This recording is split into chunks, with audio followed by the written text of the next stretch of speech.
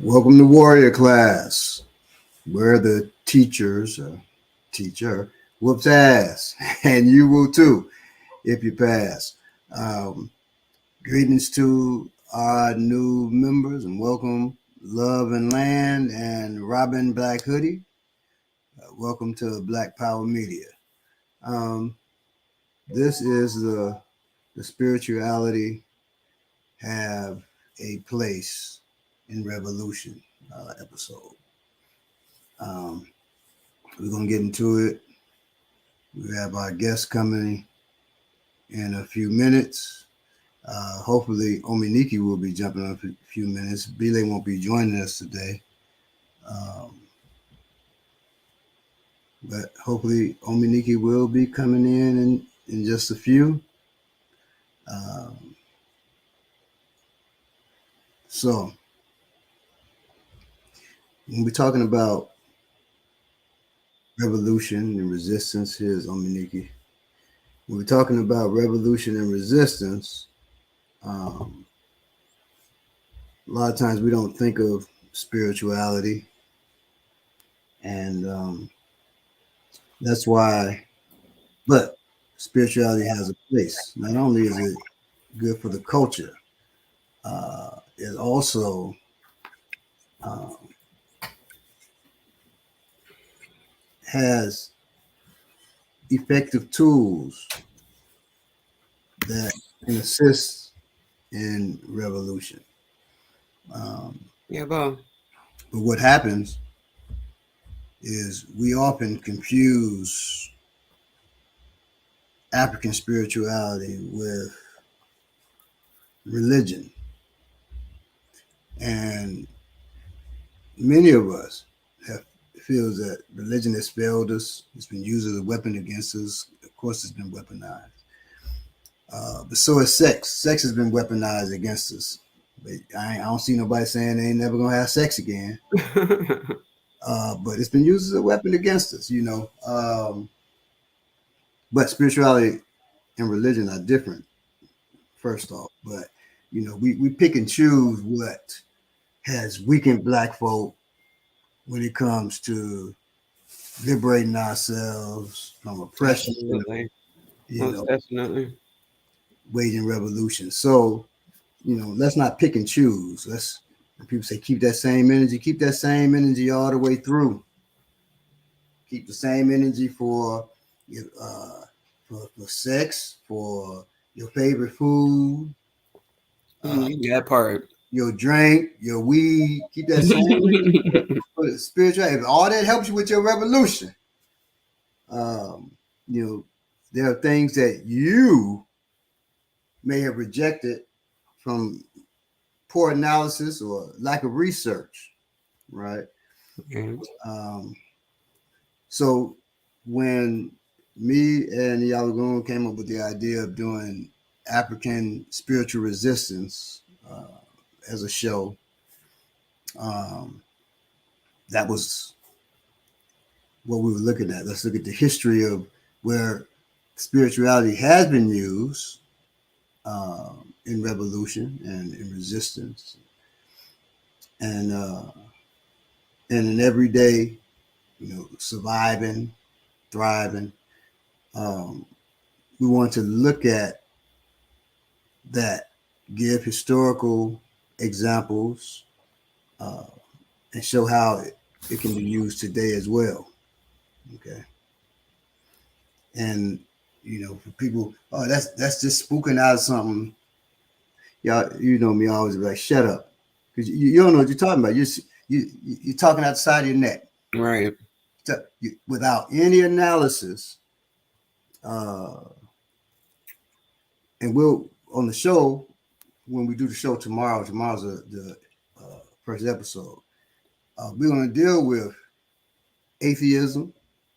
What it is, and I've said on here, most atheists, most if not all atheists, are disgruntled and or disillusioned Christians.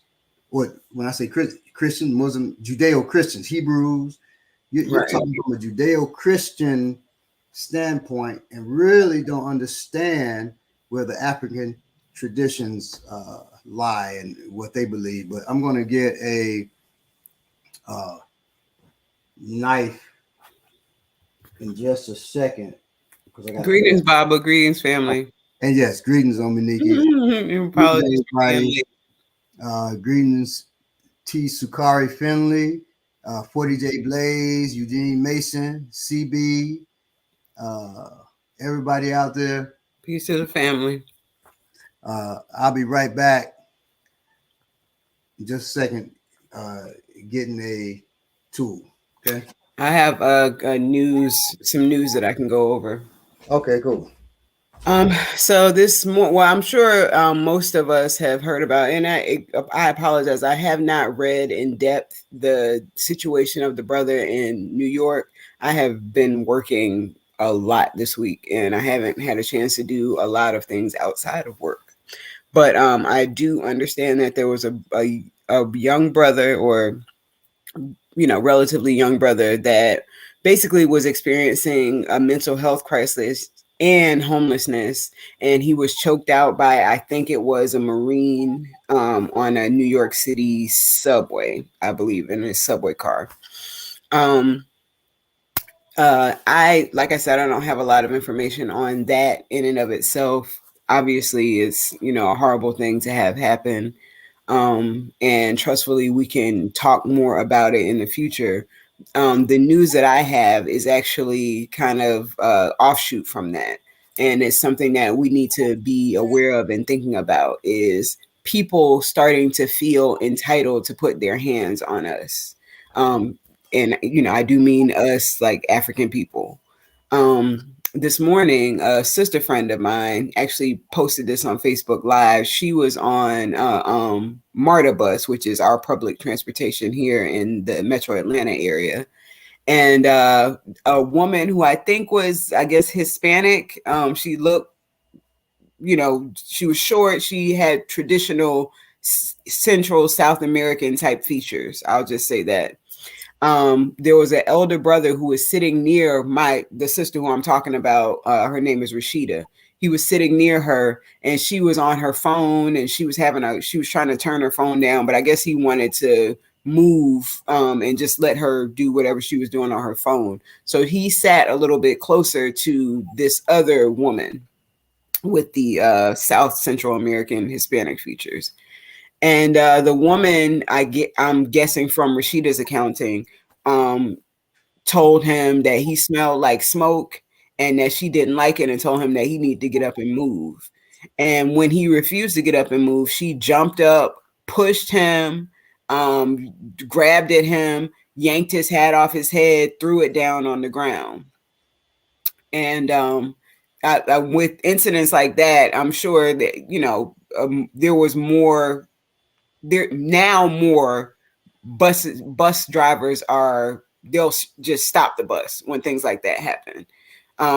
So what ended up happening is they stopped the bus, they called the police, and the sister Rashida stayed and put everything on Facebook Live.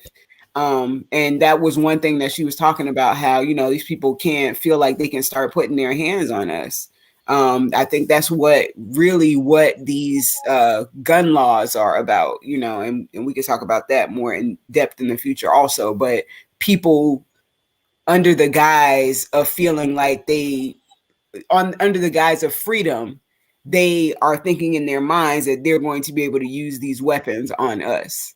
And this particular woman ended up going to jail today because, like I said, they called the police. The sister Rashida stayed, which I'm glad, because honestly, the way the woman was, she was a small woman. They might have ended up turning it on the brother. He might have ended up being the one going to jail, even though she was the one who attacked him.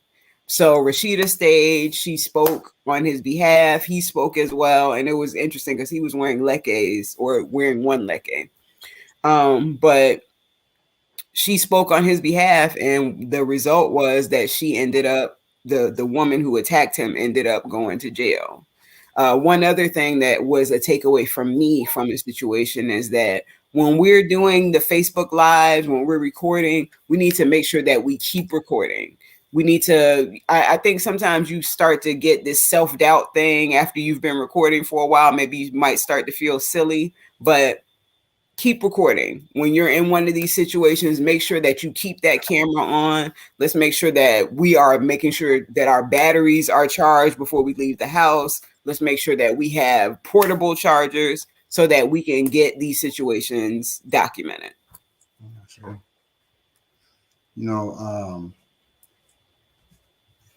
I was working at a martial arts school. About a year after I moved here, I was working at, and would never do it again, was working at somebody else's martial arts school chain. And my wife was coming in. Greetings, yeah. At somebody else's martial art school chain, and my wife knows the story. So there was a guy working there doing accounting or something for them. And I would notice him talking to the young girls. The owner's daughter was one of them. So she came to me and said, you know, she didn't want to say anything to her parents, but because she wasn't positive, but it seemed like he was making passes at her.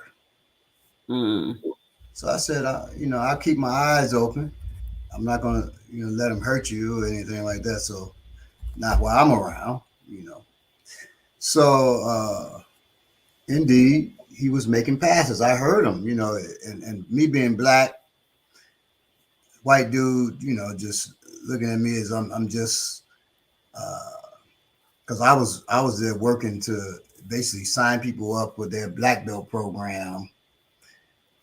I refused to teach. I taught one workshop to the children, but I refused to teach anything else. And they wanted me to. I don't know what's going on. It keeps the screen keeps going black. They wanted me to sign a contract that I wouldn't teach while I'm working for them. 5 years after I left them, like shit. So anyway, I did hear him, you know, flirting. He said he wanted to meet with her afterwards. He would take her to eat, and then they would go to his place. So I said, no. So we had our morning business meeting, and I brought it up to the parents. And they fired him. Okay. His girlfriend comes up. We talk about privilege. His girlfriend comes up. She said, "You told them this about my boyfriend." I said, "Well, it was true." And the girl witnessed it, and more than one girl witnessed it and said, "You know, he did it." She said, "You gonna say that about my boyfriend?" And she starts walking up to the desk. I said, you know, you probably need to calm down. That's right. I'm gonna come back. I'm gonna come back there. I said, if you come back there, you'll prove you're the idiot that I think you are. She said, are you calling me an idiot? I said, goddamn right, because you come around here, I'm gonna knock the shit out of you. I'm gonna knock your ass out. So you stay over there. She said, what? And she's walking like, I said, if this chick touches me, I ain't for hitting women, but I'm gonna knock all the teeth out of her mouth with one punch. I'm gonna hit her ass so hard. I'm gonna fuck her up, right? So I'm like, this lady, because I'm like, Miss Ann talking about whooping my ass. Miss Ann? Oh, no, Miss Ann. I wouldn't care what her race was if she's threatening to harm me, but Miss Ann? For real, Miss Ann? That's extras. Man. So Miss Ann didn't come back there. She had more sense. But then, so we talk about privilege and how racism works. Now, her boyfriend's been fired because he was trying to molest the girls, right? She tells them that I call her an idiot. I got fired too that day. They brought me a check, said, here, you know, this is a check for the rest of the month, but you're going to have to go because you called her an idiot. I said, she was about to attack me. She's lucky. That's all I did. Right. She's about to attack me. Yeah, but you can't call her an idiot. I said, oh, I can't call a white woman an idiot. I got you. It's like that. I'm out. Right. Thank you, Frankie Francis at the baby. That's the least of things that you could have said to her. Man. That's ridiculous. So, you know, it's always this thing of our bodies can be touched, and we better not say nothing. Right. We're still looked at as slaves, Right. enslaved Adam. animals. Yeah, this is Okikiola. Greetings, Okikiola. Yeah, chilling with us too. Hey. Want to sleep, but for some reason, I guess you wanted to be on camera today. Let me tell y'all, she is so. You can see how beautiful she is on camera, but in person, she's even more lovely. I swear. Yeah. So this is my ninth child. I think this is it, and this is my wife of soon to be 23 years. We've been together a long time. It'll be 23 years in December. So been at it for a while. Somebody's a big, beautiful baby. Yes, yes, she's a big one. She's 3 months. 3 months. It's my big old soon to be athlete. Thank y'all so much. So we're gonna get into it. Then Ominiki Cam always back up. All right. No, my big baby was trying to make his debut also. So and by the way, so it's 8 girls, 1 boy. So there's a lot of girls. Yes. And our day is 20. That's the 1 boy. Okay. So I got him from 35 all the way down to 3 months. Wow. All right. So we're gonna get into it since Iyalogun is here. And ask questions. Now, this is my wife, so not gonna hold punches with the questions. She know I don't do that no way. So we're gonna get to it. First question: what are the African spiritual traditions' outlook on self-protection? Well, Oh wait, well, excuse me. I'm sorry. Let me give you a proper. So Iyalogun is an initiate of Ifa, which is the Yoruba African tradition, okay, African spiritual tradition from Nigeria. Of Obatala, which is an Orisha or force of nature, okay. And I'm an initiative of Obatala as well. Oshun, Egbe. Am I missing anything? I said Ifa, yeah. Obatala, Oshun, Egbe. So she's experienced. She goes regularly to Nigeria, once, sometimes twice a year. COVID slowed it down after they could fly again. She went right back to. In fact, she was pregnant with Okikiola when she went the last time. So Okikiola has been technically to Nigeria already. So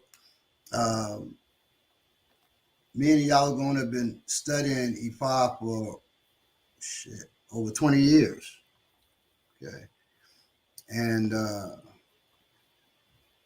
that became her wheelhouse. I'm fairly studied, but not to that level. It's not my wheelhouse like that, right? So we're doing the show. We decided to do the show African Spiritual Resistance. All right. And we wanted to bring her, and it starts the first episode tomorrow. We wanted to bring her on here today to ask her some questions, clarify some things, give you all an idea of her energy and what we'll be talking about. Okay. Just want to say thank you, Eugene Mason, for the super sticker. We appreciate it. Thank you, Eugene Mason. Thanks so much. And thank you for being consistent with that also. Yes, indeed. Eugene said, I have my notebook ready. Good, cool, cool. Beautiful. So, what are the African spiritual traditions' outlook on self protection? Greetings, everybody. I am Iyalogun, and the oh, I should have got the. Can you put that there?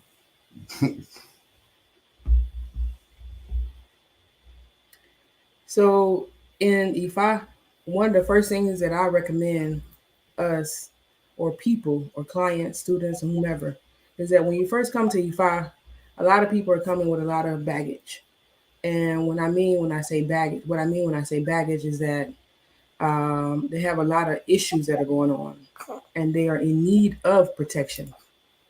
And in Ifa, we deal a lot with spiritual protection. So some of the first things that we will use is soap protections that washes away evil spirits, negativities. Some other things that we use is some people use charms as a sign of, to wear on you or to put in your pockets for protection. We also do protection rituals to depending on how and what the client needs. So as to protect him or herself from different physical attacks as well as spiritual attacks, accidents, actually somebody actually coming to you to, knife you or something like that. So yeah, that is, and how you can protect yourself in the African spirituality. Now, so if you uh, are a priest or something like that, uh, you don't have to train to protect yourself. No, you definitely do. Um, you definitely do. Also, there are chants that can be said or things that you can say to protect yourself. Training in the martial arts is a good option for people. I used to train years ago, but I haven't. There's reasons why, but I still do something every now and then. So it's important to have that some level of training. So I still, even though Ominiki, I'm not on a mat. It's trust and believe it's still in me. Oh, I've heard stories of how fierce you were, and I've seen some of the footage too. So I have no doubt. Yes, it's Most still. definitely. All right. So, what is the connection between engaging in combat and spiritual enlightenment?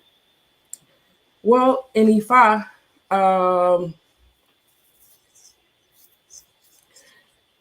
we in Ifa we get spiritual work done, right?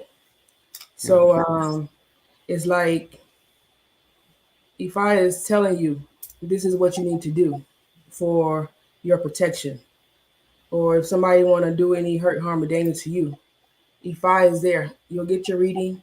Ifa will say, okay, this thing is coming. And Ifa will support the person. And also there's a story where, in fact, this just happened, you know, I want to say within the last 2 to 3 days, really like last night, where I was in a reading where there was a client. And Ifa is telling this client, like, look, Ifa says that Ifa supports you. Ifa has your back. But in this case, you have to fight. Like there are some cases where if I would tell a person not to fight, but in Yeah. this particular case, Ogbeyeku, which is the Odu, if I is telling the client like, look, you have to protect yourself. I'm gonna protect you. Don't worry, everything's gonna be okay. But you, as an individual, you have to protect yourself as well. So that's important. A lot of people say, oh, if I, you know, is, you know, always say don't fight or don't do this and don't do that. But no, there are times where we have to fight. You know, the most important thing that Ifa says is about character, not being out there, yelling, snapping off, not seeing yourself. Just you need to be a peaceful person at a certain level, but don't overdo it. Yeah, Now, there are two things I want to touch on with that. One, um, there's a story about Gunigun, the vulture. And when you hear those things, it's not actual vulture. We're talking about people. Okay. That's a metaphor. But Gunigun, the vulture, went to Ifa, and Gunigun was going to this town. He was getting beaten up every time Gunigun would go to the town. So he went to Ifa and said, what do I do? They beat me up every time I go into town. So Ifa said, okay, go to the town. Go back to the town. So, okay, go back to the town then. He goes back to the town. They whoop his ass again. He comes back. He finally, he beat me up again. He goes, okay, let's look at it. Okay, yeah, go back to the town. See, what the? Okay, I trust E5. So he goes back to the town. They whoop his ass again. This goes on for 17 years. They whooping it. Every time you go to town, they whoop his ass. Every time you go to E5, I say, go back to the town. So finally, Ifa says, I'm going to go to the town and see what's going on. Ifa goes to the town and they attack him, and Ifa kills everybody in the town. So what's the lesson in that? The lesson is, if somebody whooping your ass all the time, you don't let that continue. He said, go back to the town. He didn't say go back to the town, just let them keep whooping your ass. That's the lesson. Yeah, well, so spiritual enlightenment a lot of times comes from the experiences that we go through. Right. So Balogun went through the experience, but he really didn't learn. If I saying go back to the town, and he just following that, going back to the town, but what is Ifa saying within that? Go back to the town and handle your business, because that's what Ifa went to the town and handled his business. Okay, that's extremely important. So that's for you to know. You don't let nobody just keep whooping your ass and then think it's spiritual. Ifa says, go back to the town, but you think spirituality ain't protecting yourself. You're supposed to have fault. And also, if a person is weak to a certain level, I guess it depends how depth you are spiritually. Because if you're getting spiritual work done regularly, if I would be supporting you and telling you, during this time, you need to be bold. You need to be doing this. You don't, you can't just walk around letting yourself get beat up. And there's Ogun said, Ogun blesses the bold and the swift. Yeah, right. There's a specific Odu, and the Odu is a corpus of knowledge within the body. Okay, when we say they're Odu, there are 256 Odu, right? They're containers of life. 16 major, 240 minor built off those 16 major. Okay. And one, O'Connor Osa says, what good is the cutlass except human beings pick it up? Okay. What good is the hoe, is the rake, is all these things except human beings pick them up? So you have a knife sitting on the ground, it's not dangerous. I've talked about this before. I'm dangerous. This knife by itself is not dangerous, and this knife, this is Ogun. If I pick it up, I'm more dangerous, and so is it, because I'm Ogun. And this is Ogun. So you use this external with the Ogun as the essence of a person. Now they become more dangerous. What good is this except a human being pick it up? So in the African traditions, and when we say African traditions, there's not much variance in them. That belief is throughout, that you put in the work. What good is it? So Ogun is there for you, but you better protect yourself. You better do what you need to do. to make sure you're safe. So that's with that too. And in that's gaining spiritual enlightenment. You're learning Ogun. I didn't always know this, but from working with Ogun so much, you begin to understand what you're reading, what you're hearing, what you're being taught. You begin to understand these things because of your experience.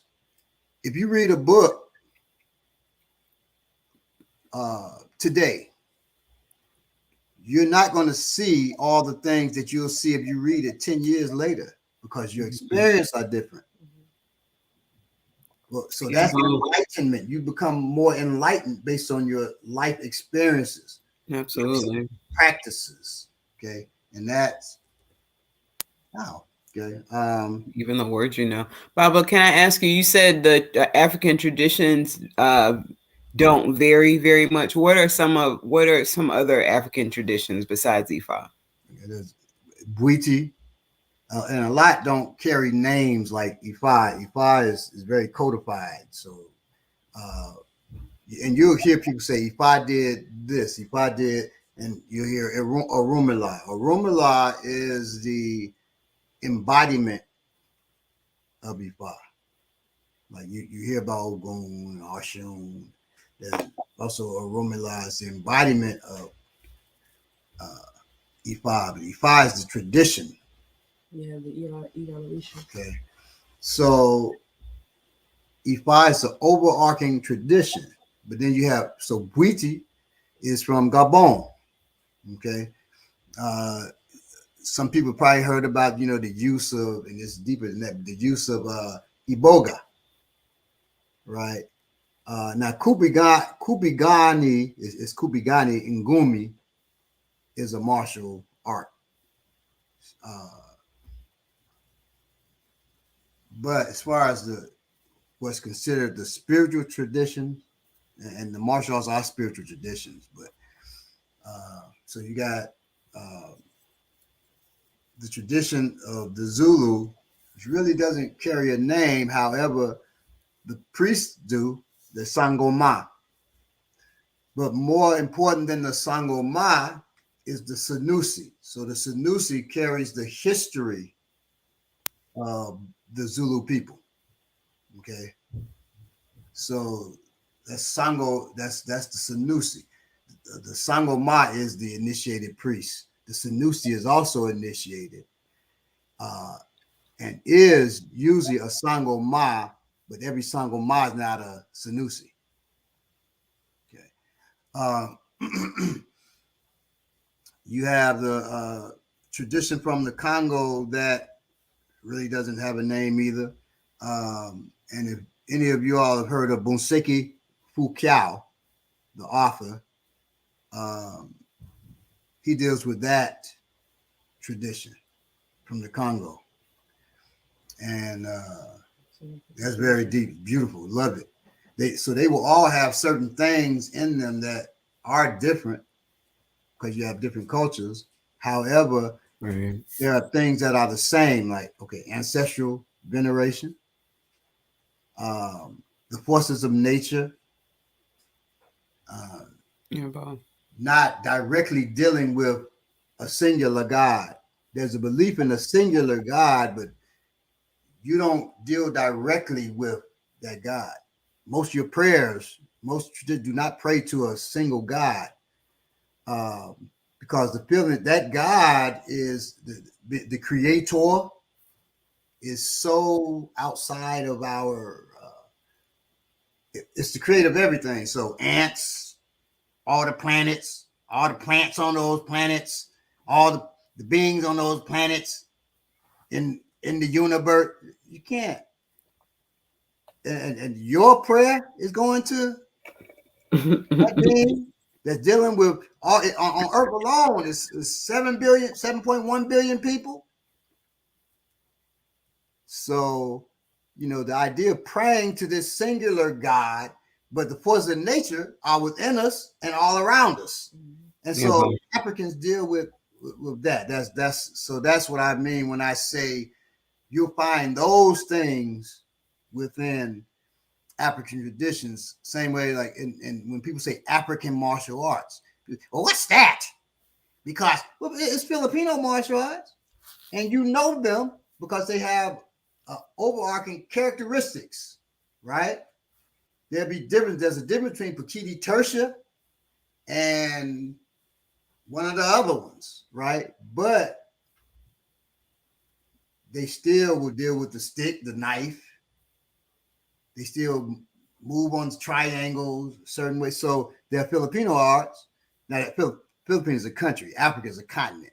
But the difference is whether you're going north to south, east to west, we would cross pollinate. So the idea traditionally of wrestling, which is what African martial arts are called, not wrestling, just grappling, but to wrestle means to put the person on their back belly aside by any means, right? So you'll see that throughout the continent in very similar ways. Okay, that's just how Africans move. So spiritual traditions, same way. Yeah, bro.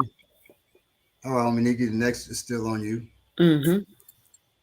Awareness of death is a practice in many spiritual traditions.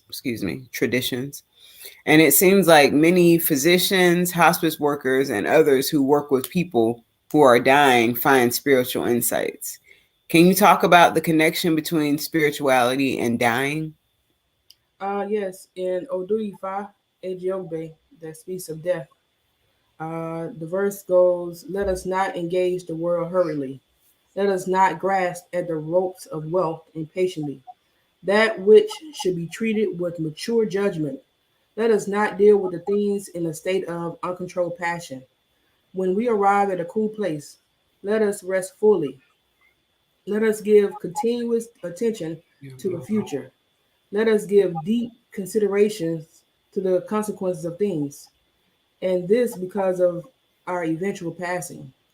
And what Ifa does for us is that when we're dealing with before pre-death, Ifa is already, you know, warning a person. In some cases, even you know, even if I'm just dealing with a client, this is the spiritual work that you need to do in order for you to protect you from death, right? To protect you from sickness or the sickness that may lead to death. So if we are going by or doing the sacrifices that we need to do in order for us to be protected, then we can avert even going to this. But however, we all gonna die. So there are steps that there are steps that that are taken for one during death. Egbe people, Ifa people, they wash the body. They are doing different spiritual things so that as the person transition to heaven, everything they transition well. A lot of people think that from our background of Christianity that when we die, that's it. That's all. And according to Ifa, it's not. Us dying, we dying. We wouldn't have the names Babatunde or Yetunde. Um, my father returns or my mother returns if the spirit is not coming back, vice versa. Yeah, So bro. as we're crying here, our ancestors in heaven, are crying when they transition from there. And the belief is when we die in heaven, we're born here. Right. And we're talking about the heavens, not heaven like the Christian idea of heaven. We're born here. And Streets of gold. and when we're born here, we died there. So, for us, the belief, when we talk about heaven, we don't believe in a heaven and hell type of paradigm. Okay. Uh, Earth is the closest to hell we're going to get. Right. So this eternal burning, and we don't believe. I said before, a person asked me, well, when the rapists die, where do they go? In the ground, just like where the saint goes. The Birth. spirit goes to the heavens, just like, you know, the saint. But some people that's hard because they suffered at the hands of this person or these people, and they want them to suffer in the heavens after they die. God damn it! If somebody has done something to you, if it's within your power at all, protect yourself or do what you got to do. Because if you're waiting on the pie in the sky punishment for them, that's not there. They're not going to hell and burning in hellfire because they touched you in the wrong way. You got to hear that and know that. Yeah, so, God damn it, you better do something while you're alive and while they're here to feel it at your hands. That's ingrained in us, though. Right. It's great. And it was ingrained in us by them. Right, exactly. To make you restrain yourself. And when we die, y'all gonna whoop our ass. That's a cold ass trick to do on people. Mm-hmm. When you die, and you ain't even gonna whoop our ass, the devil gonna whoop our ass. Right. They the goddamn devil. People that's doing wickedness. But the devil gonna whoop our ass when we go, all we done to you and your ancestors and your people to be. Don't worry about that, because we going to hell. Get the fuck out of here. Yeah, I'll send you to hell. Whatever that's what I'm talking about. Absolutely. So that also dealing with dying. Know that dying ain't a bad thing. Right. And helping people die sometime ain't a bad thing. When it be clear when it says, okay, throughout it says, do not, as your Obed is telling you to, when you go to a cool place, rest fully, says, do not grasp at the rope of wealth impatiently. It's telling you things that could end you, and remaining cool, calm, having a cool character, those can help you stay here and to contemplate your life because of our eventual passing. So always look towards the future, the way you move, the way you eat, the way you work, who you surround yourself with. All those are important because of our eventual passing, because we're all going to go. So you can decide how you go. Do you leave here well? Do you leave here doing something for your people? Do you leave here a bum? Do you leave here a thief? Do you leave here a coward? So you determine.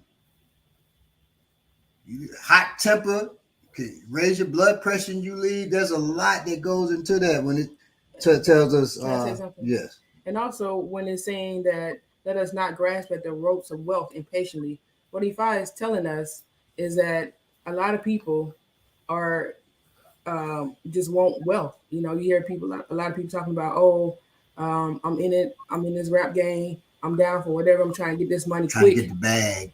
And everybody has a destiny. So some people are destined to be rich early in the morning. Some people are destined to be rich in the afternoon or in the evening. And what that means is that maybe as you're born early on, you have these child stars. They're wealthy. They make all this money. But at the same time, they may be wealthy early on, but they'll die early. You know, some people in the afternoon, maybe in their midlife, you know, they get all this money and this wealth, and in the middle of their life, and so that person still may die, just like that. It's not to say that if you get money soon or early in your life that you're gonna die, but if you are not destined to have that at that time, then it could cause you to have untimely death. If you look at drug dealers, for an example, I have some clients that have done sold drugs or whatever, and they've gone to jail, and they always say like, I had millions of dollars, and I explained to them like, yeah, you had millions of dollars, but where did that money get you, And where they come from? and how did you get it, and where it came from? And I said, you was in jail. You spent 10 years in jail. So was it worth it back then? Like, look, that is a form of untimely death. You're Wow. you're not living. Right. So we have to always be mindful about that. Always, wait your time. Be patient. If you want to make money sooner, do it the right way. Because not every way of making money is always the right way for you. And so that's one thing that Ifa does. It helps us to stay on our path.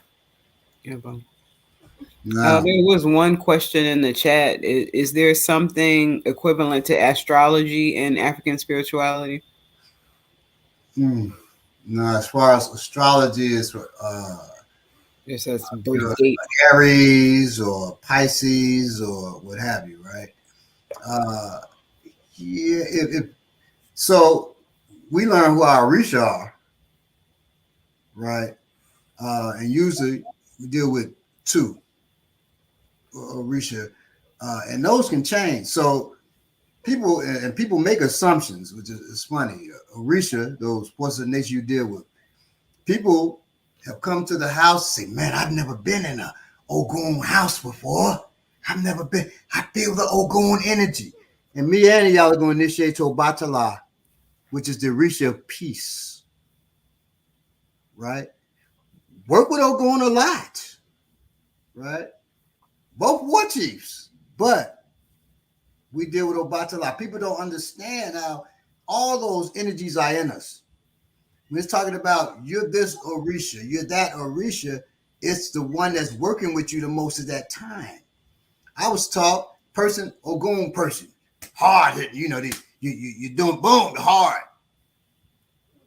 Get into an accident, and you're not crippled and you're in a wheelchair for the rest of your days. Well, you're dealing with Obatala now. So things can change too. But know those things are with and Ogun is technology. Ogun is technology. Ogun is also the surgeon. Ogun is not just the bloodthirsty warrior. Ogun is that too. Ogun is the pilot. Anything dealing with transportation, using metals. Ogun is the sculptor that uses metals. The blacksmith. That's Ogun. Okay, not because you're male. What you have between your legs doesn't determine the Orisha. Same way, so we deal with astrology, neither does it determine your Pisces. There are women Pisces, men. I'm a Pisces. But so is our student Fabu Yi, who's a woman. She's a Pisces, right? So that doesn't have anything to do with it, your gender or anything like that. But it does have things to do with whatever your character is, but it can change. Astrology, you're Pisces forever. That doesn't change. I'm a child of Obatala. I'm also a child of Ogun. Also, divination in Africa said, when you see me, you see Arshun. All these things are in us because the force of nature are in us. Our bones, a person I'm just a piece, I'm a pacifist. Yeah, but you got bones and you got blood, so that's Ogun. Yeah, bro. You can talk about whatever you are, but Ogun is still there. So we never look at a person, okay, so people say, Pisces, they real artistic, smart, and they cry a lot. Which is hilarious to me, because you're right. You're right. I'm artistic, I'm smart, I don't cry a lot. But goddamn, I wait till the family leave, watch a TV show, I'm crying. But the TV show, so the Ogun part comes in. What TV shows am I crying, or movies am I crying at? Fighting movies. Rocky. I'm watching Rocky, and when Mickey dies, and Mick, I'm crying. This movie Warrior, when these two brothers are fighting for this MMA championship, and one of them, he breaks his brother's arm, and he's choking him out. And he said, "I love you, brother," while he's choking him out, and I'm crying and shit. I talked to Akin Bobala, who you all say he's been on here from England. It got me too, crying. But you talk about a movie where somebody, a romance movie, and somebody dying from the same thing that Mick died from. I won't say what he died from in case you're one of the few people on Earth who ain't seen Rocky. There are people who haven't seen Rocky. Something wrong. I'm really saddened for those people. But I could watch a romance movie and somebody has the same affliction, and I just be like, man, that's terrible. They left like that. Not a tear. So things can happen based on the research that you have and all of that. And maybe astrology works. Every Pisces I know is damn near the same. Every Sagittarius I know is all damn near the same.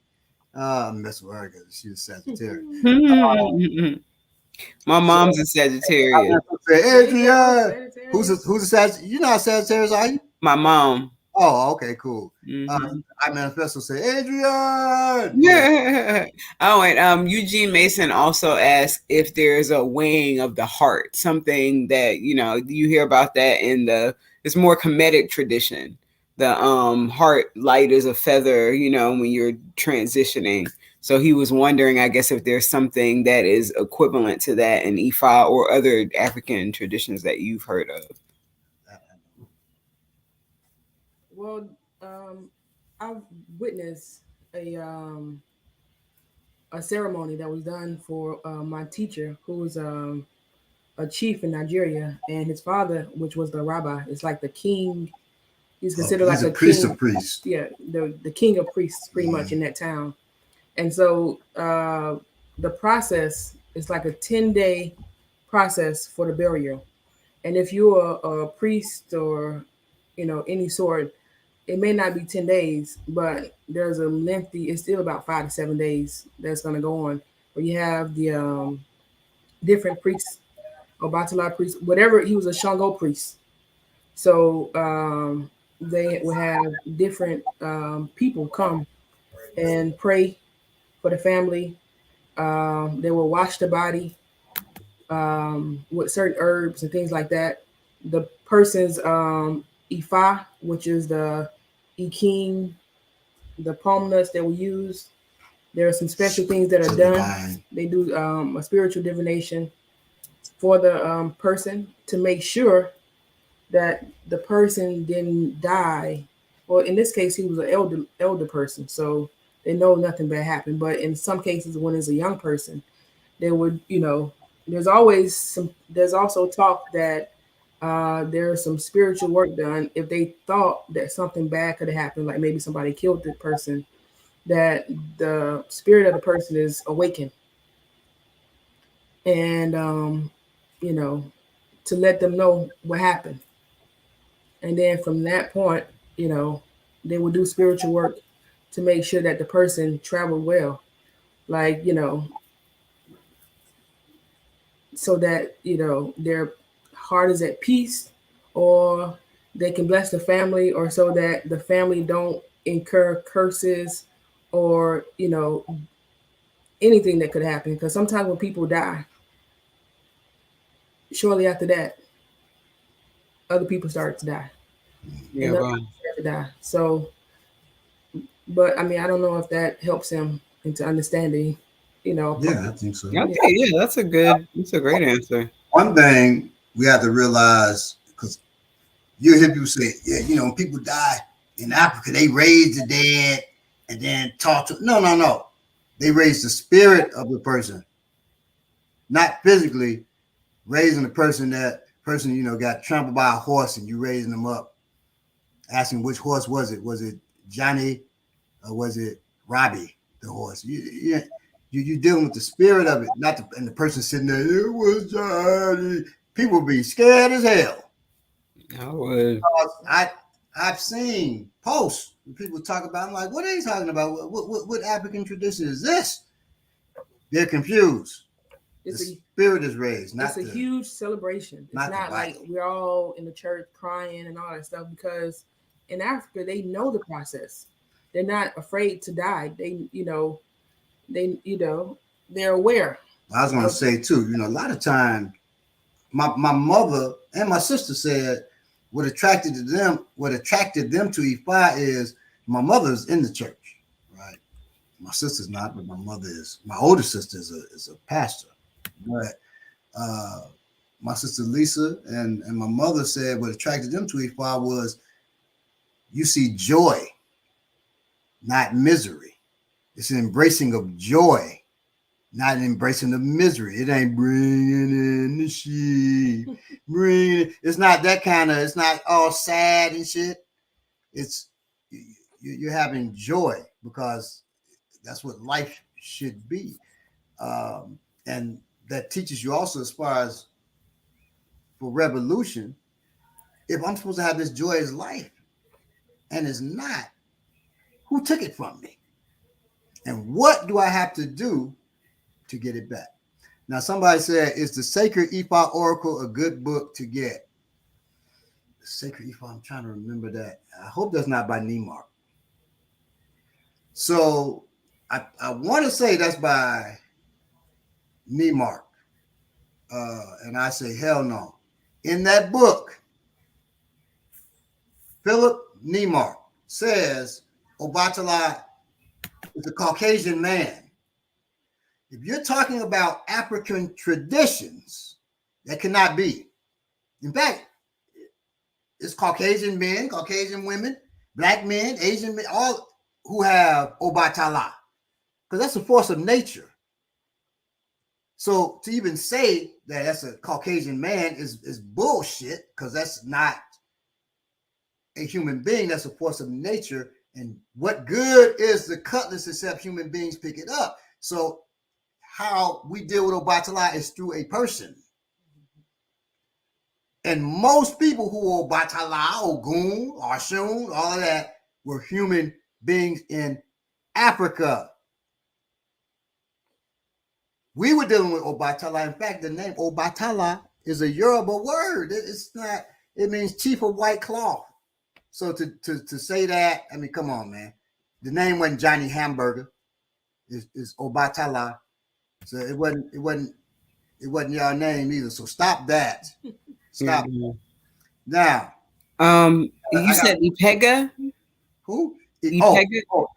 So it's by Ipega. It's Ofolabi Ipega. Afolabi Ipega, yes. Right. Who transitioned a few years ago. I think that should be a good book. Yeah, that should be a good book. Ipega is good. We may also put some recommendations. I'm not going to even look it up to see what it is. I would say don't get that shit. And Nemark followers, you heard it from me. Okay. Eugene Mason said my mom is also a Sagittarius. I'm sure I'm sure she, like, yay. So how are spiritual beliefs used to cope with trauma after violence? Well, and usually if a person that practices Ifa experience some sort of violence or trauma, if somebody came to my shop, which, by the way, I do have a botanica store in Riverdale, Georgia, and they have experienced some sort of trauma, the first thing I will be telling the person is that they should probably appease their Ori. And Ori simply means head. And what that does is, you're going to be emotional, you're going to be sad, you're going to be disappointed, angry, you're going to have all those emotions.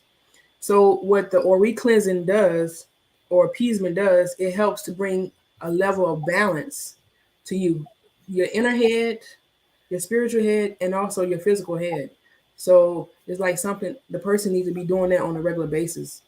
because if the trauma is death or something like that, that's not an easy, if the Or person rape. is young, if it's rape, that's a whole nother case.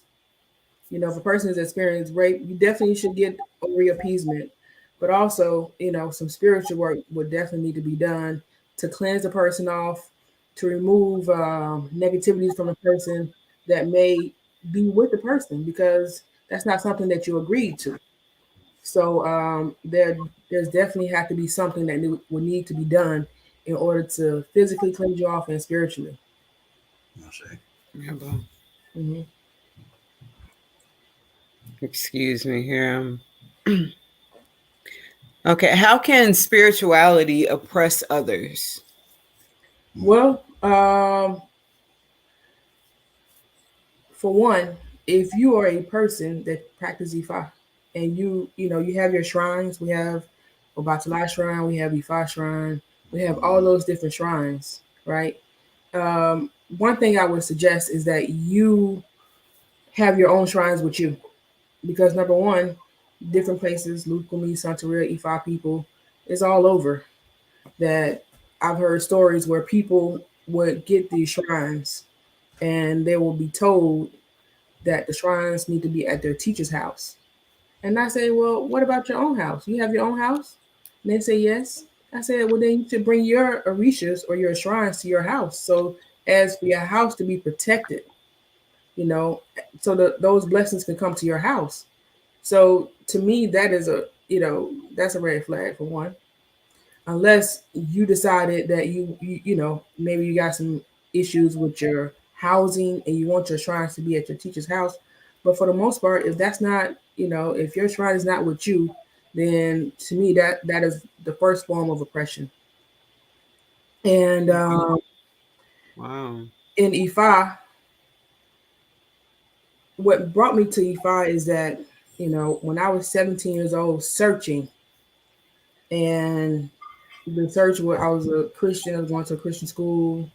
I was learning about Islam, 7 Day Adventists, and all those things. And from that point, I said I was looking for an African tradition that was older.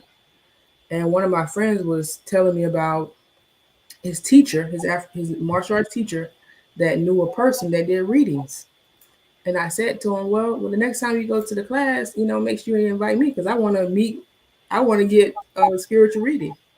And so the person that I met was this brother right here. The time was Sophia. Yeah. Um, and he says, Sophia was my title. sister, the next time we go and see the priest, I'll make sure I take you with me. I was like, okay, awesome. So he kept to his word. The next time we went to go and see the priest, I went with him. And so from that day forth, when we had our first class or session or whatever, it was just like my mind and my heart was at peace. And so to me, that was my freedom. And the reason why I say that Ifa in African tradition is a form of freedom um, as opposed to oppression is that we as Ifa people or traditional people, we all have a destiny. We all have a Ori, which is a head, right? And our head is also our destiny because nobody has the same thing as us. We all are separate. So within that, that allow us to be individuals. Whereas as a Christian, as a Muslim, you have one book and you have one set of rules that you have to go by. So it's constricted. And we don't have that in Ifa. We have so many, we have 256 Odu Ifa. And within that, We have so many more verses that if one person get a reading, it's not, even if you got the same reading, it won't say the same things. So Ifa is so much is vast compared to any other um, Judeo-Christian tradition. So it's important to be individual within a group. Yeah, wow. I definitely believe that is our way to beat oppression. In fact, in Christianity, we've been Christians, we've been Muslim, we've been all these things in the U.S. for so many generations. Why are we as Black people, as Christians, as Muslims, still at the bottom of the totem pole? We're still at the bottom. We're still dealing with the same stuff that we were dealing with 10, 20, 30, 40 years ago. 100, 200. Yeah, right. Since we've been here. So I believe that having the mindset that we have and dealing with our African spirituality is gonna set us free. Yeah, bro. I did. This is my own question, but can you, I guess, explain or go more in depth about Ifa as far as like the divination process, and its relationship to science and mathematics? Well, that's pretty much the 256 Odu. And within those 256 Odus, you have, you have the first 16 Odu, right? From Ejiogbe all the way to Fumeji Hepa. And within those 16s Odu, those 16 Odu also break down to the 256, which you have Ejogbe, Oyekumeji, Iwori Meiji, Odi Meiji, so on. But then the second layer of the 16, then you have Obe Oyeku. You have Oyeku D, Oyeku Iwori. So they all just kind of mesh in. So from there, you have so many. That's mathematics. Yeah, that's the mathematical parts of it. Yeah. Yeah, it's just so deep. Even the Araba, all these priests, there's so much. Not everybody have the same knowledge. When you have a festival, you invite people. The last day out of your festival to come from different parts of. Maybe I'm invite people from. If it's in the U.S., let's just say I'll invite people from New York. Then I'll invite people from here in Georgia. So within that, you have all these people that are making prayers or chanting different verses to you about what's going to happen in your next year. So, I mean, and the reason why you're doing that is so that, you know what your people may have. But these people are coming with new verses, new ways of understanding that same part of your destiny or that same thing that's going to happen in your life for the coming future. Well, just so you know how that works, which I think was your question. We have 256 Odu. That's 256 patterns of life. In a computer, you have 256 patterns of light. The computer, which we use to get a lot of information, right? We can get information on people and everything, right? It's a binary system of zeros and ones. Well, Ifa is a binary system of ones and twos. Okay. So what we use to divine, we're using a binary system of ones and twos with 256 patterns, just like the computer has. So it's like doing your research with a computer, but one of the original computer. I remember Akin Bogla saying one time, people saying people say we do a lot with low tech stuff. He said, but who says it's not high? This isn't high tech. Who defines what's high tech? Who says the computer is high tech, but not the Okpele or the Iking? These are divining tools, or the Iyalogun. So Iyalogun is 16 calories. Okpele is the chain. Iking is the palm nuts that you pound, 16 of them, to get these binary codes, which we call Odu Ifa. Terabytes. Okay. Gigabytes. And so you have that's memory, terabytes, gigabytes, blah, blah, blah, right? Well, yeah, we already got the memory right here. Yeah, bro. Absolutely. So we got those terabytes and gigabytes, bytes. We got all those bytes in here, right? my baby when she get teeth bites, all those bites were there. so we have the ability to do some incredible things with what we have. Now, I want to deal with the question the last question. Okay. Can I just, is there something I wanted to interject that you reminded me of? But what you're saying about the technology piece reminds me of the Dogon people and how, they base all of basically their traditions, their spirituality, even the way that they grow food on these certain stars. And I think some sort of Europeans came and studied them and thought that they were dealing with nonsense, like thought that everything they were talking about was nonsense until there was a telescope or a telescope that was finally invented that you could see the stars that they were dealing with. Sirius B. Now, what's funny with Sirius B, right? Now they try to say that the Dogon learned that from some French dude or whatever. Of course. But y'all thought they was spouting utter nonsense. Right. Until you saw Sirius B and say, uh-oh.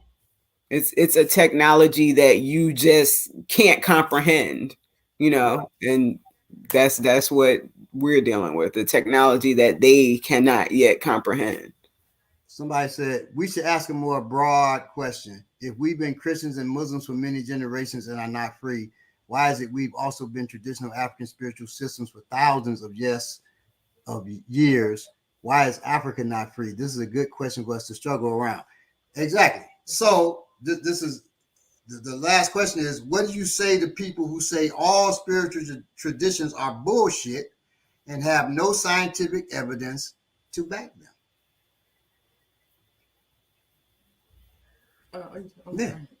So what do you say to people who say all traditions are bullshit and have no scientific evidence to back them? Well, a lot of people may say that, and that's fine. Everybody has their beliefs. But one thing we know is that we all have a destiny. And, if you believe the African tradition, it don't work for you, no problem. Because at the end of the day, we as Ifa people, we're not on the front lines gathering people to come to us. We're not saying, hey, here's a slip, I don't want you to go to hell, or I want you to go to heaven. We don't do that. The reason why people come to us is because they're in need of help. When I was in Africa, there are pastors, there's imams, there are different people that are coming to the Babalaos and Iyanifas and Iyalorishas for help, whether it's to help them out of a problem or to make their congregation to be bigger. So I would like to say, it's not a big thing for me to care. If somebody's coming to me, even for a reading, and they say, yeah, this is the situation that I'm going through. And now I explain them, this is what Ifa is saying, this and this and this. This is the spiritual work that you need to do to better your life or make things better. And they'll say, oh, yeah, well, I didn't know I had to go. I didn't know I had to do all this. I say, yeah, this is what it is. Oh, I'm not with that. No problem. Ifa do not make us do anything. This is advice that's given to you. Whether you choose to take the advice, that's great. Then your life will improve. If you don't choose to take the advice, that's great also. You'll go through some stuff. Maybe you'll figure it out. But at the end of the day, if it's me, I'm gonna do what it is I need to do. If I've been doing this, I am from Atlanta, Georgia, from the hood. So, a lot of people from the hood, they don't really say a lot of positive things. But I'm an example of what Ifa has done, for me and my family. So, and I tell people all the time, baby, that's on you. We'll either learn of some positive or we're gonna learn of some negative. Because I've had issues, or not really, I've seen things that happen to people oh, Ifa says this person, Ifa sees death for this person. And they were like, well, I'll just make my prayers. No problem. Do that. And then either they'll come back and say, yeah, things are, things are tight for me. I don't have no breakthrough. And I explained to them, like I explained to you before, death is not always a physical death. Death is you lose your house, you lose your car, you lose your job. That's also death. You can't move forward in life. There's no headway. The ultimate death is when you're on the ground, when your body is no longer living. And that's happened to people. But I use that as a learning lesson for, other people that come into E5. No, I want to deal with that because a lot of times that's how it's handled. Well, then things can happen to you. But I want to say this because this is in the Odu, actually. The reason why we were enslaved, we were practicing African traditions, yes, longer than Christianity and Islam. The reason why we were enslaved is because of the reason why we are still enslaved, why we are still oppressed, is because we lack unity. Specifically, there was a domination of women that took place. And no people can thrive, or survive if the women are shackled and oppressed. You say, well, America has done great. White man has done great. Yes. But everybody else has been suffering under this bastard because of our lack of unity. Yeah, Bo. There's no getting around that. So, number one, when we deal with religion, gender, whatever, we have to unify no matter what our religion, our gender, our spiritual beliefs, our political beliefs. We're not unified, we lose. You say, well, I ain't going to unify with everybody. Yeah, you can't. And that's pretty much what my wife was saying, right? Well, hey, don't. But I'm telling you what the reason is not because spiritual traditions or even religions, because they bullshit. Us not getting together, no matter what you practice, you're going through bullshit. If we don't unify, I don't care if you call yourself Iyanifa, General, Chief, Jesus, whatever you call Imam, Sheikh, goddamn, what's some other mugs? Rabbi or Rabbi, Ribeye. I don't care what you call yourself. If we don't unify, and that is the reason why we're still suffering oppression. Okay. If we unify, we can all practice whatever it is that we're practicing. We'll do well. Then we'll settle up later and look at, okay, what is the best for us? I tell you, in Haiti, they were unified. The Haitian Revolution began during the Ogun Festival. Some people look at that as, spiritual, and Ogun gave them the power. It's the unity that the Ogun Festival gave them. So they were able to rise up and defeat the goddamn French.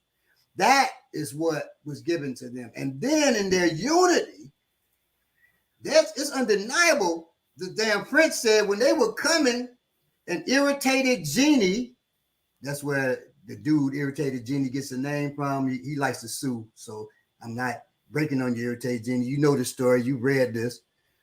I'm sure that's where you got the name from. They said an irritated genie came out the ocean and snapped their boats in half. We're rocking them, making them capsize and shit like that. That comes from them saying that. Okay. Now, was that the spirit Olokun, or was that unified black folks working together to tip them goddamn things over or set explosives on them? Either way, it still was Olokun.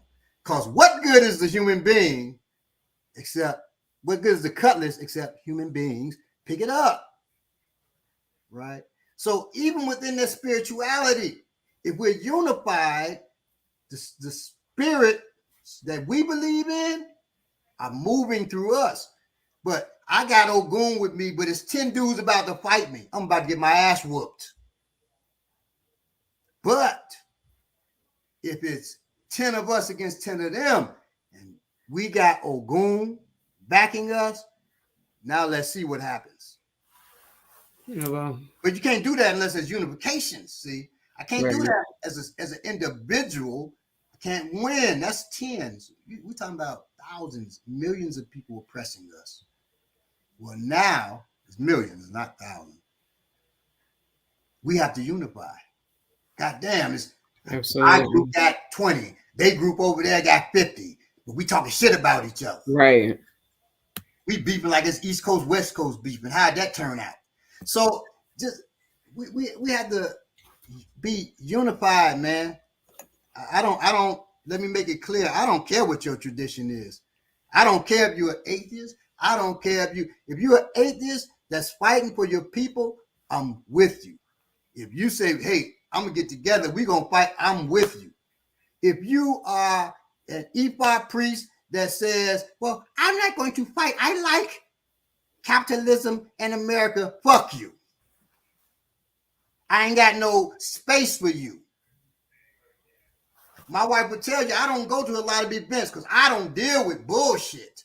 Catty little bullshit. Outside your mouth. I don't care that you practice Ifa.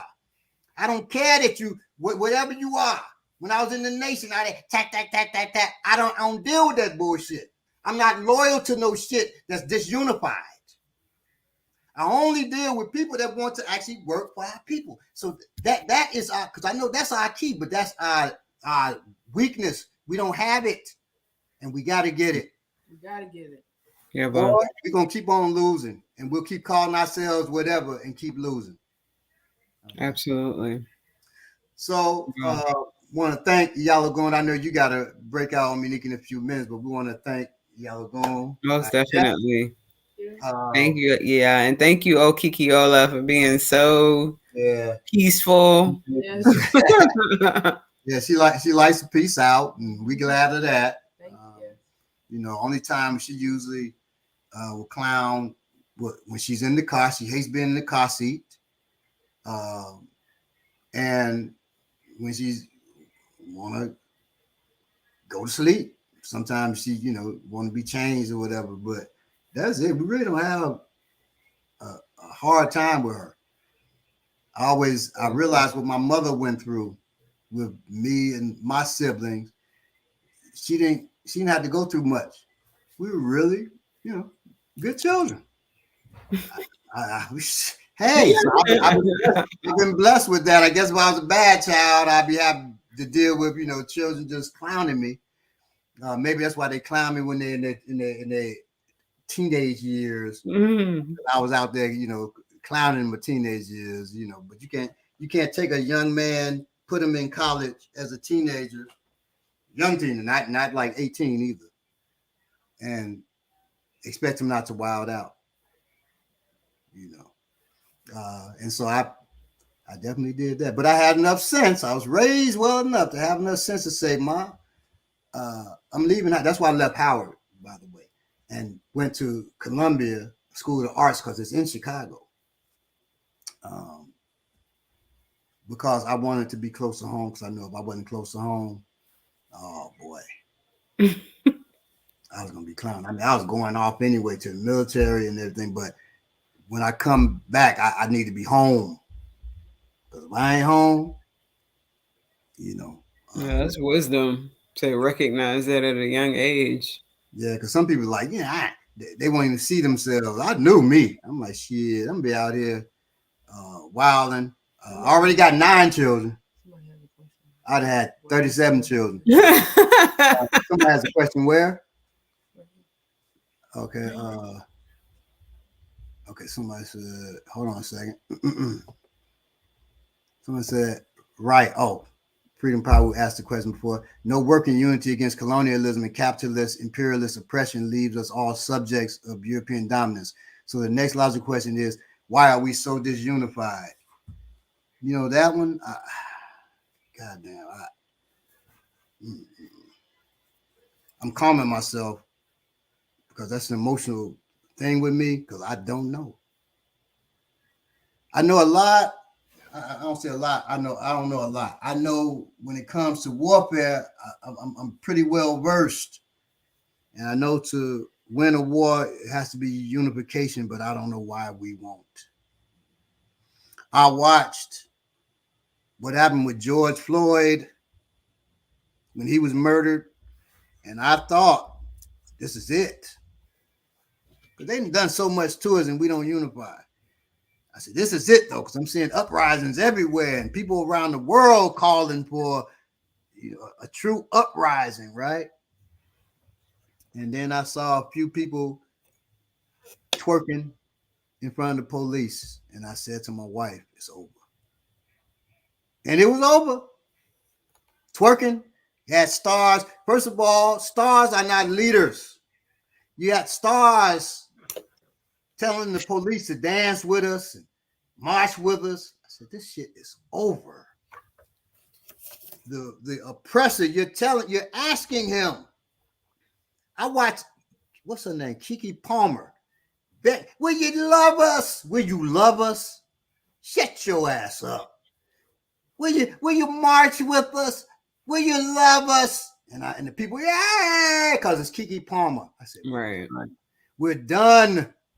So Freedom Power, I don't know, man. I don't understand what is happening. I'll say that these bastards, the state around the world, but the United States, has done a hell of a job on us.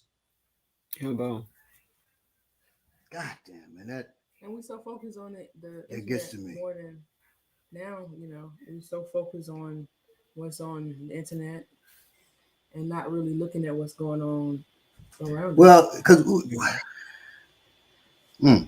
maybe I should look more into that, man. Put research into it, but it bothers me so much because I really want to just strangle some folks sometime. Because I know that's how we would win, but so I don't know why. Well, we're disunified because of manipulation, lack of study on our own, consistent manipulation. Right, they're consistently manipulating, but we're not consistently fighting that manipulation. We're not consistently studying. We're not consistently working together and getting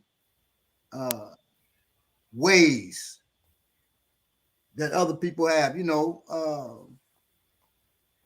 There was unification within the Black Panther Party, and then, of course, the government worked to separate based on the ones from the East Coast, one from the West Coast. There was unification within the BLA, Black Liberation Army. Okay. There has to be, and maybe when we talk about bringing Deruba on, maybe that's what we'll bring him on and ask him that. How do we unify? Kalonji wrote How to Build a People's Army. How do we truly do that?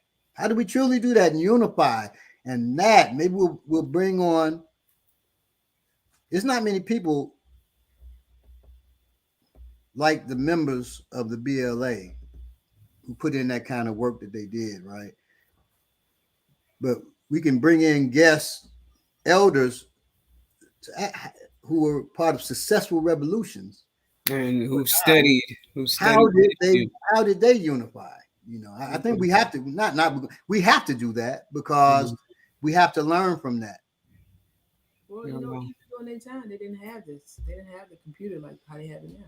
I think our focus is so much scattered. But it doesn't have to be. This can reach a wider audience, right? And this can be used as part of a unification strategy, right? It's not the whole thing, but what happens, the reason why it becomes a distraction is because we let ourselves be distracted. We're into these different shows. We're into different shit that Everything. throw us off.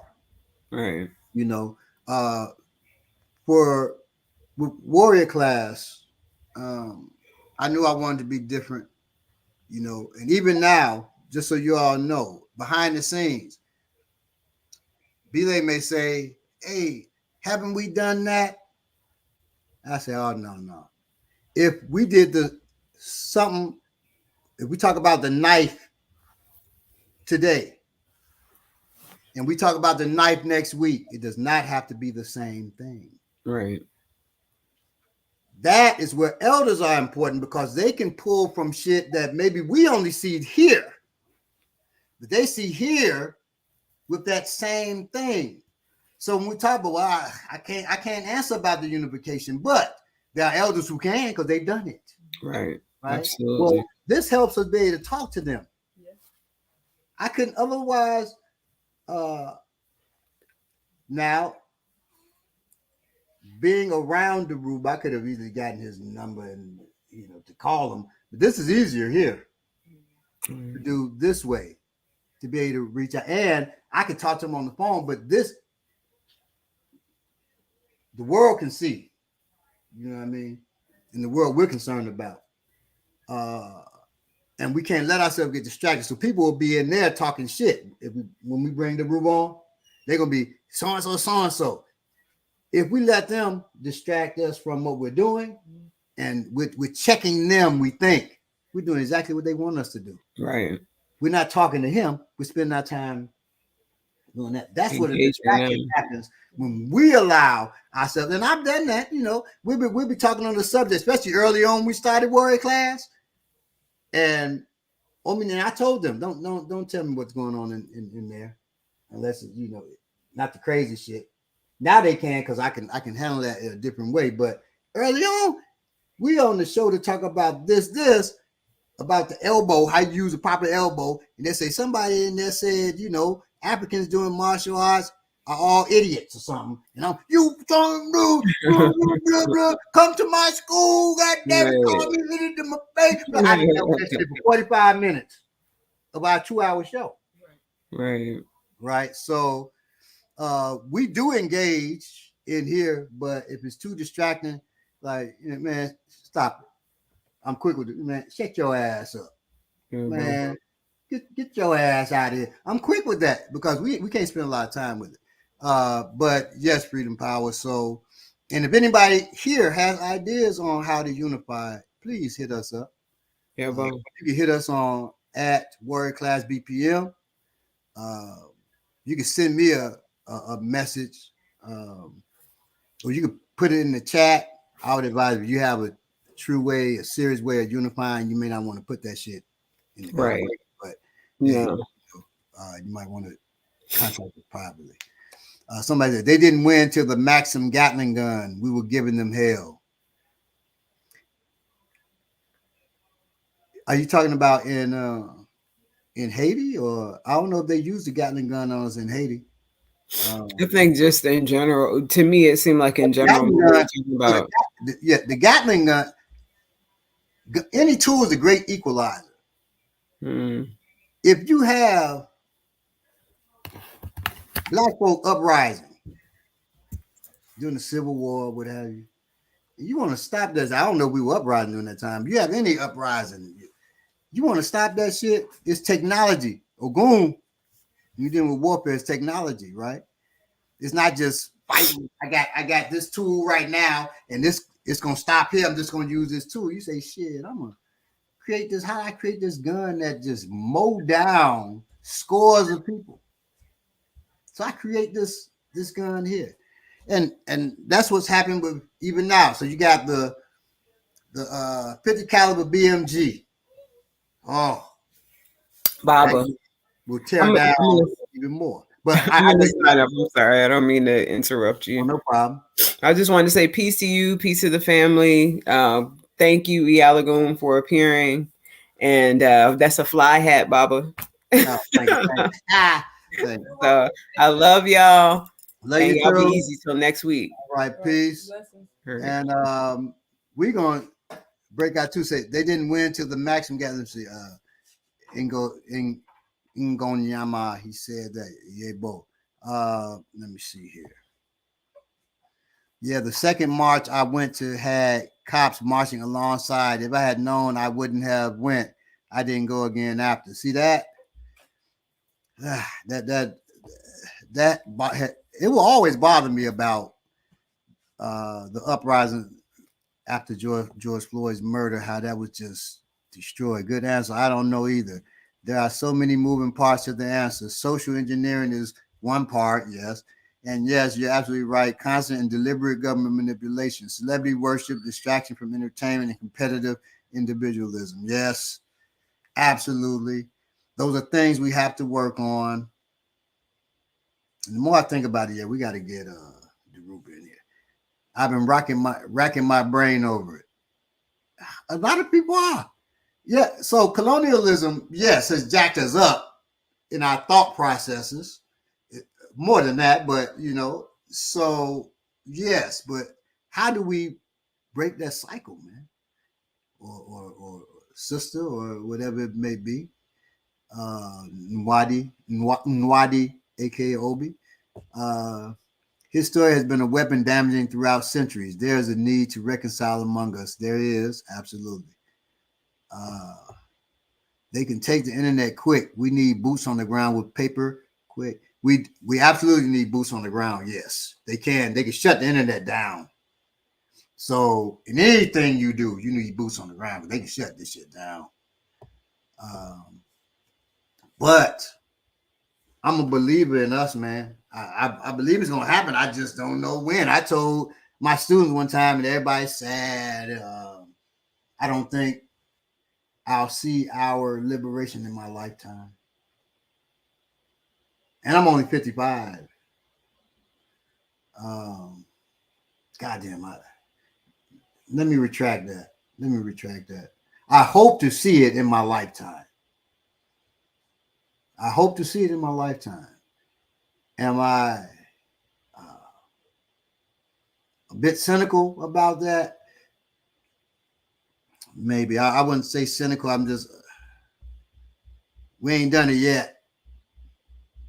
We ain't done it in my mama's time. My mom was born in 1931. We ain't done it or my father's time. He was born in 35. We ain't do it in my grandparents' time. They were born in 1896 and 1897.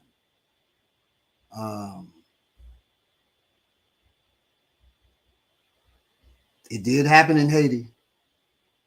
There have been rebellions that have been successful in the United States. They just lie to you and tell you, like the Stono Rebellion. I think we're going to deal with. I think we did it before, but not fully the way we should. I think we're going to deal with rebellions, successful rebellions throughout the diaspora, not just the United States, but I want a strong part in the United States, because people think we didn't rebel here, that there were no successful rebellions here, that all the rebellions were put down.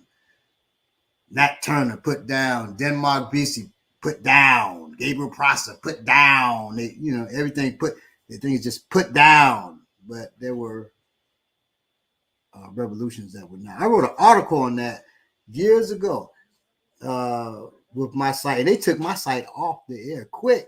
Chronicles of Harriet.com, right? Dealing with a lot of stuff. The baby was coming, and it came up, you got to pay for this to happen. And honestly, I was so tired. Actually, the baby came and had to pay. I was so tired when the baby first got here, as all parents will tell you, when the baby first comes, you ain't getting no sleep. Oh boy, I was so tired, wore out. And I missed paying. And normally they'll send you, you miss paying, blah, blah, blah, because I'm terrible with that kind of stuff. So, get 3 or 4 warnings beforehand. They took my shit down immediately because it was popular. At one point, I was real popular in the black speculative fiction community. But I would always use black speculative fiction to talk politics, not bipartisan politics. I'm talking about politics of the movement, right? Of liberation movement. And they took my shit down. I go to pay. I'm like, oh, shit, my shit down. It's gone. If you want to buy this domain name, I'm like, wow, they got me quick. Got rid of my job. But it's cool. I got all those articles still. Kept all my articles. I ain't just like use as a warehouse for all my shit. I still got that article. I just got to go through. I got so much writing on my computer. People always ask, how do you write the book so quick? The way that's done, just so you know, I may have talked about that before on here, and you can do it too. You get an idea. Something bothers you. I'm gonna do this today on things on here. I'm writing about unity. So I put that as notes. As I learn more, get more information, I start adding to those notes. And then after a while, I say I want to do a book on that. I start doing a lot of research. So I doing a lot of research for months. I'm doing research, but I also got so much stuff that I've already done that with that now I can put out this book while I'm doing the research for this one. Okay, I do science fiction and fantasy fiction. I do role-playing games, which is like a bridge between fiction and nonfiction. And I do nonfiction, survival, self-defense. Okay. So within those, I've got so many notes in the computer. I have an external hard drive too, just in case, because I've had computers explode on me. But external hard drive, I got so much information. I look and say, oh, I wrote this in 2012, but this is good. Let me update it and bring this out. I'm talking whole books, right? And just adding to notes over time. And that's how people say, well, let's get together and do a book on so-and-so. I probably have thought about it. Let me see how many notes I have. Okay, let's do it. They say, all right, I'm going to do my part. And, probably in a few months. I said, okay, I'm sending you my part. Yeah, what the fuck? He sent me his part in 2 days. Yeah, because I just had to update it. That's the secret. To being able to do what I do and do it quickly. People say, man, Nollywood is quick. God damn. And that's the secret. And that's probably the secret to Nollywood, how they pump out. Well, I don't know.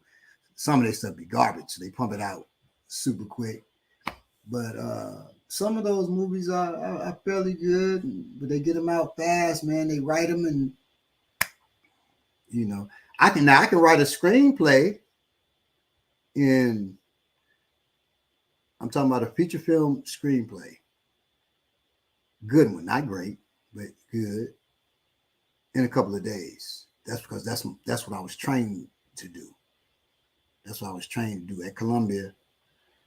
My major was film with the concentration in screenwriting. So that's all we did all day long, every day, writing screenplays, writing short stories, right? And so did so much that I can do that now. If I want to make a great screenplay, give me a month. But you want something good that you can work it, especially you got good actors, give me a couple of days. I got you. Yes, there's those secret tactics because, hey, shit, the more books and screenplays and things that are good that we can get out by us, not by Hollywood. Oh man, please. I want to see that, happen. T. Sukari Finley said Nollywood is a mixture for sure. Yeah, you got some great. When I first started with Nollywood, my wife had so many. This is back in the DVD era, right? Had so many DVDs. God damn, we had a lot. I don't even know where they at now, but probably down in the basement. But the first one I brought, it was called the Naked Wrestler. It wasn't about nothing crazy.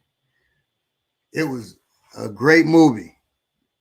Great. I got it because of a wrestler, right? And the drama of it, I wasn't expecting that. It was great. But she started buying movies after that. Some of the movies, oh my God, it was garbage. It was garbage. I can Bobla's mom watches a lot of them. She came, Miss Thorpe. So they both talking. I said, he said, Mom, Balogun doesn't like, the Nollywood movies either. And she said, what? Balogun, they're great.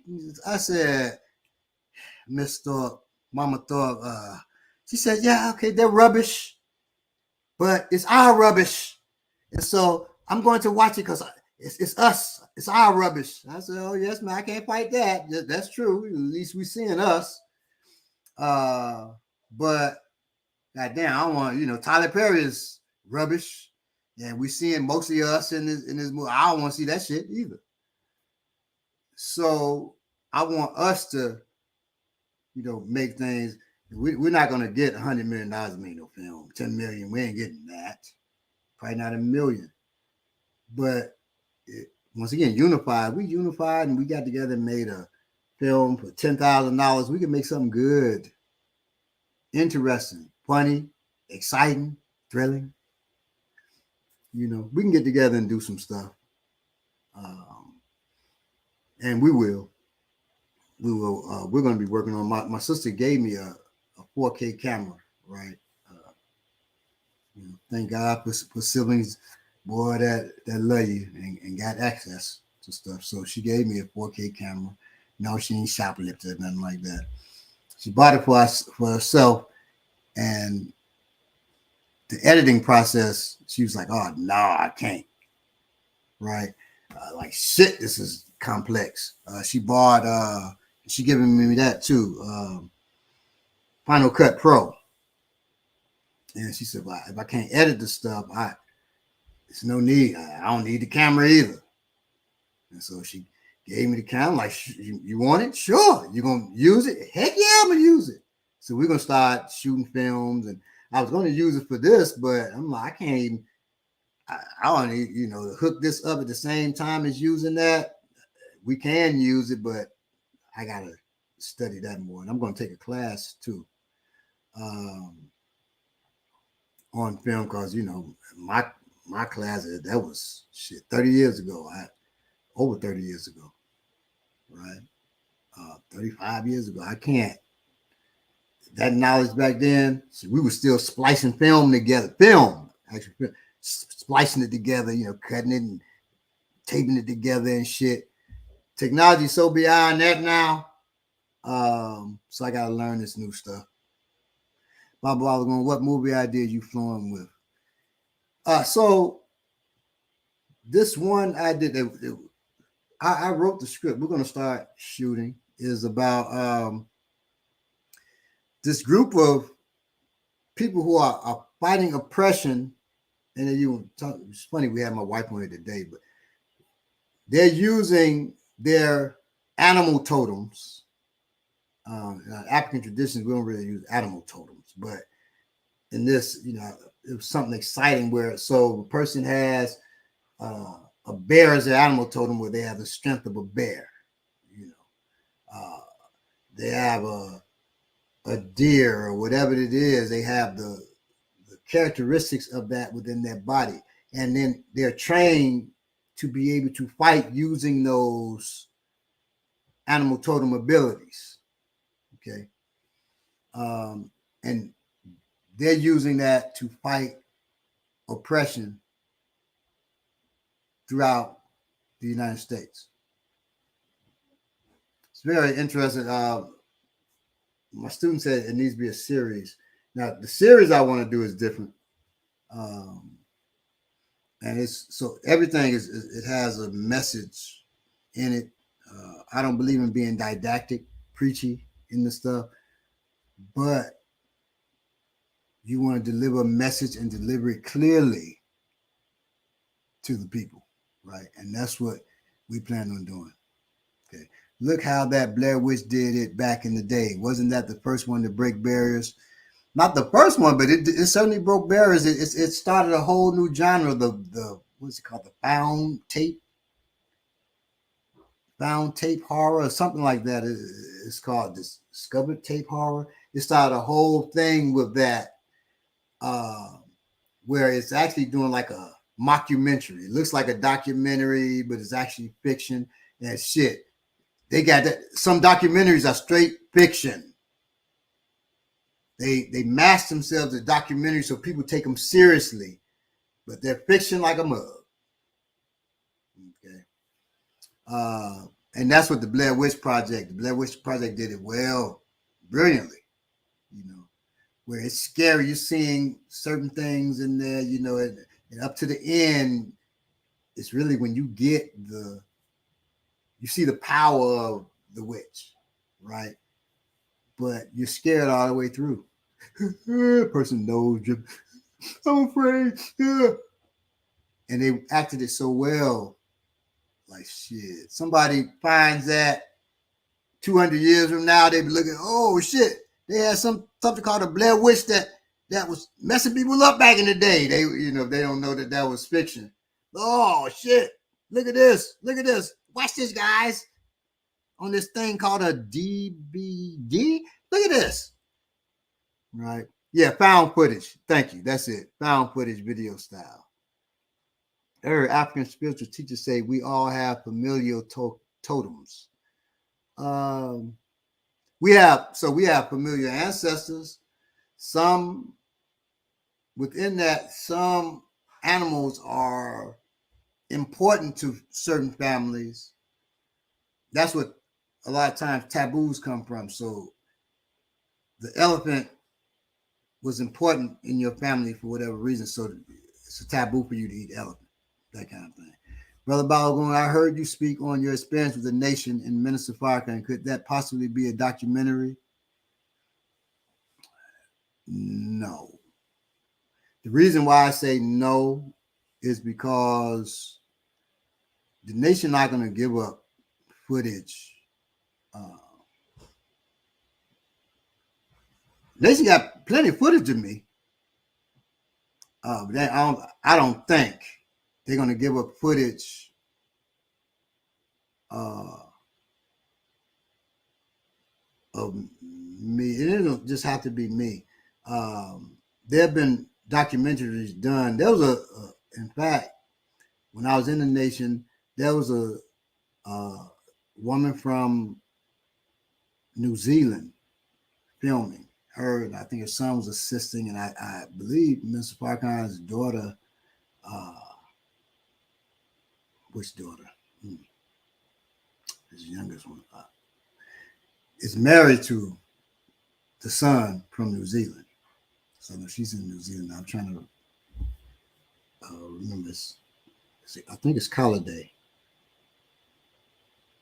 but she's married to the guy in New Zealand, I believe. I don't know if they still are, but they were shooting a documentary. I don't know if it ever came out. And if anybody knows, let me know. I'm not sure if that ever came out. But now my experience in the nation as a documentary, that could be done. That could be done. I still have some connection with folks who may come on if they're allowed to. They're allowed to, I stepped away from the nation. I didn't have any problems with the nation, just my politics changed. And so that's why I stepped away. I mean, there were some people in there that, and that's in any organization, that they need to be tapped up. They need to be tapped up. But that is not why I left. I left because my politics just changed and I couldn't reconcile certain things anymore. It'd be interesting. I don't think I'm that interested of a cat to do a documentary on anyway. But hey, could it be that colonial rule is on his deathbed and we're going to have to pick up the pieces? Colonial rule is on his deathbed. Yes. And we're going to have work to do. And part of it is going to be picking up, not picking up the pieces of colonialism, but picking up the shattered pieces of our people after. Yes. Some people have clan totems. Yes. Yes. All right, y'all. I'm going to let y'all go here. This was good. Documentary bio would be interview with Dr. Jab, perhaps. Now that would be great. In fact, yes, it's been on me. Bring Dr. Ball on here on Warrior Class. And I'm going to talk to the other hosts, and I think we're going to make that happen. Dr. Ball, you're in here all the time. So if you're on here, we love to have you. You got to figure out something that you told all about your history, so we can't do a regular interview. We got to come with something else, and maybe we'll do actually a how money is used as a tool of oppression and how warriors can fight against that. Something like that. I think that's the angle we'll do with Dr. Ball. So Dr. Ball, if you watch this later or if you're in here now, just know we like to have you on here. And if you have an idea of what you like to talk about, hit me up and let me know. So thank you all. This was great.